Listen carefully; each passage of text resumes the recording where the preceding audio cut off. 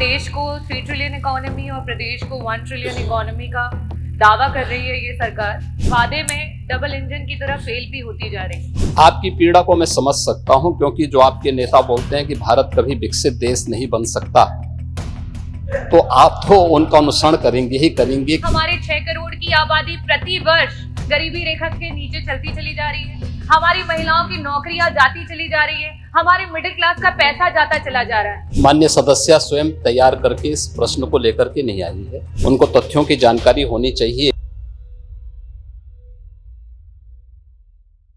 उत्तर प्रदेश की अर्थव्यवस्था जिसका दावा कर रही प्रदेश सरकार 1 ट्रिलियन इकोनॉमी का, उस पे प्रश्न पूछने का अवसर दिया। अध्यक्ष जी, जहां देश को 3 ट्रिलियन इकोनॉमी और प्रदेश को 1 ट्रिलियन इकोनॉमी का दावा कर रही है ये सरकार, वहीं वे अपने हर वादे में डबल इंजन की तरह फेल भी होती जा रही है। देश को विश्व गुरु बनाने की बात कर रहे हैं, लेकिन आज इकोनॉमिकल डिस्पैरिटी में देश विश्व गुरु बन चुका है।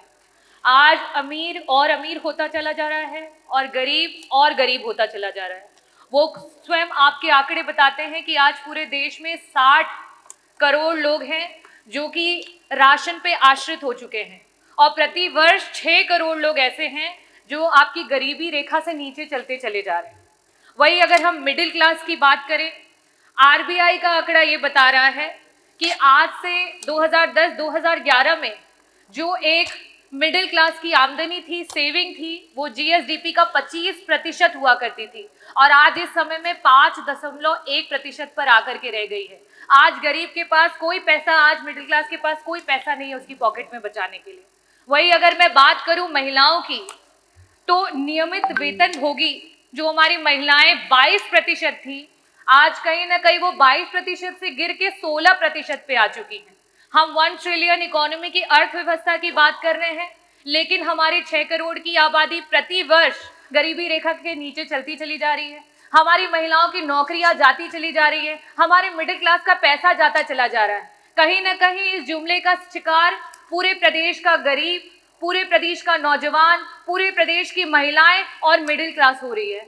मेरा प्रश्न जो था वो अर्थव्यवस्था से लेकर के था कि 1 ट्रिलियन इकोनॉमी प्रदेश कब तक पहुंचा देगा, और साथ ही साथ मेरा प्रश्न था कि वो कौन कौन से विभाग हैं जो सबसे ज्यादा और सबसे कम कंट्रीब्यूट कर रहे हैं, और उनको किस तरीके से उनके कंट्रीब्यूशन को बढ़ाया जाएगा। कर पाए हैं तो आगे आने वाले समय में आप 5 साल का दावा करें कि 5 साल में आप 1 ट्रिलियन इकोनॉमी बनाएंगे, आप कैसे बनाएंगे। और मैं पूरी उम्मीद करती हूँ कि मंत्री जी जब भी जवाब देते हैं बहुत ही डेटास के साथ देते हैं। मैंने जिस तरीके से जीएसडीपी का 25% का डेटा रखा है, महिलाओं का डेटा रखा है, साथ में गरीबी रेखा से प्रति वर्ष जिस तरीके से लोग नीचे आते जा रहे हैं उनका डेटा रखा है, मैं पूरी उम्मीद करती हूँ कि उस डेटास के साथ ही जवाब मिलेगा। माननीय सदस्य ने जो प्रश्न किया है वो बहुत महत्वपूर्ण प्रश्न है, लेकिन माननीय सदस्य स्वयं तैयार करके इस प्रश्न को लेकर के नहीं आई है। उनको तथ्यों की जानकारी होनी चाहिए कि